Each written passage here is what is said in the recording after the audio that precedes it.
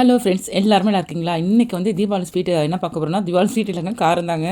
உருளைக்கிழங்கு சிப்ஸு. சின்னவங்கலேருந்து பெரியவங்க வரைக்கும் எல்லாருமே அடிக்ட் ஆகிற ஒரே ஸ்நாக்ஸ் என்னென்னு பார்த்தீங்கன்னா, இந்த உருளைக்கிழங்கு சிப்ஸ் தாங்க. இது பாருங்கள், நம்ம வீட்டில் செய்கிறதா எவ்வளோ கிறிஸ்பியாக உங்களுக்கு அது நல்லா வந்திருக்குங்கிறது. இதே பார்த்தீங்கன்னா அந்த பேசன் சவுண்டே கேட்குது பாருங்கள். அந்தளவுக்கு நல்லா கிறிஸ்பாக இருந்தால் தான் இந்த மாதிரி சவுண்டு கேட்கும். உடச்சி காமிக்கிறேன் பாருங்கள், எந்த அளவுக்கு நான் சவுண்டு வருதுன்னு பாருங்கள்.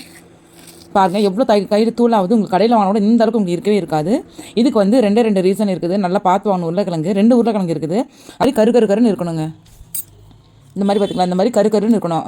இந்த மாதிரி கிழங்கு மட்டும் தான் உருளைக்கிழங்கு சிப்ஸுக்கு வரும்.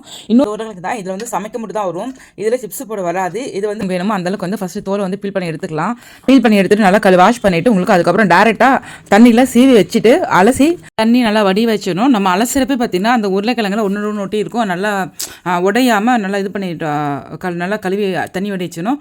நல்லா எண்ணெய் காஞ்சோன்னு போடணும். அப்போ தான் எண்ணெய் குடிக்காமல் இருக்கும். எண்ணெய் போடுறப்ப பார்த்திங்கன்னா தெரிக்கும். மேலே பார்த்து போடுங்க. எண்ணெயில் போடுறப்ப ஊற்றோடு போடுங்க. அப்புறமேட்டு உடனே போட்டு கிண்டிடாதீங்க தயவு செஞ்சு. ஒரு நிமிஷம் கழிச்சிட்டு உங்களுக்கு வந்து கிளறி விடுங்க. அப்போ தான் உங்களுக்கு வந்து சிப்ஸ் வந்து மடங்காமல் நல்லா நீட்டாக பார்த்தா முழுசாக அழகாக பார்த்தா நல்லா ஒரு மாதிரிக்கு. அப்புறம் இன்னொரு டிப்ஸ் என்னன்னு பார்த்தீங்கன்னா, எண்ணெயிலேருந்து எடுத்து டேரெக்டாக அது மாதிரி பேசல போட்டக்கூடாது. தனியாக அதில் வச்சுருப்பேன். அப்படியே அந்த கரண்டியோடு வச்சுருப்பேன். உங்களுக்கு அந்த எண்ணெய் வடிட்டு வச்சு வடியணும். அடுத்த சிப்ஸ் எடுக்கிறப்ப தான் அந்த எண்ணெய் வடிட்டிலேருந்து எடுத்து இந்த மாதிரி பேசனில் போட்டுக்கணும். உங்களுக்கு ஆனால் உடனே அது உப்பு போட்டு மிளகாத்தூள் போட்டு லைட்டாக கொஞ்சம் சூடாகணும்னு எடுத்து வச்சணும். ஏன்னா இப்போ மழை பெய்யுது பார்த்தீங்களா, தீபாவளி இப்போலாம் மழை பெஞ்சிருக்கு பாருங்களேன். அதனால தான் உங்களுக்கு சொல்கிறேன். நான் நல்லா போட்டுட்டு ஆறனோனே அதனால் சுட வைக்கக்கூடாது. ஆறனோனே எடுத்து போட்டு வச்சுனா கிறிஸ்பாக அப்படியே இருக்கும். இவ்வளோ தான். இந்த சின்ன டிப்ஸ்லாம் நீங்கள் ஃபாலோ பண்ணிங்களா, எப்போதும் கிறிஸ்பாக இருக்கும். டேஸ்ட் மாறாமல் உங்களுக்கு அப்படியே இருக்கும். இப்போ இன்னொரு கிழங்குல நம்ம டேரெக்டாக சீவிரம். அது கிழங்கு எப்படி இருக்குன்னு பாருங்கள்.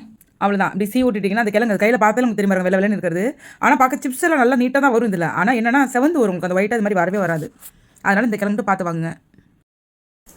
பாருங்கள், இந்த மாதிரி செவந்திருந்தால் எப்படி இருக்கும் பாருங்கள். அதனால் நீங்கள் ஒரு கிழங்கு 1 கிலோ ஃபஸ்ட்டு வாங்கிட்டு அதை நீங்கள் ஒரே ஒரு கிழங்கு எண்ணெயில் போட்டு பாருங்கள். பார்த்துட்டு அது என்ன கிழங்குன்னு பார்த்துட்டு இது பண்ணுங்கள். மொத்தமாக வாங்கி இது பண்ணாதீங்க.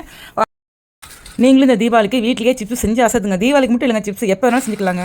இந்த வீடியோ பிடிச்சா லைக் பண்ணுங்கள், ஷேர் பண்ணுங்கள், சப்ஸ்கிரைப் பண்ணுங்கள். நெக்ஸ்ட் வீடியோ பார்க்கலாம். பாய்.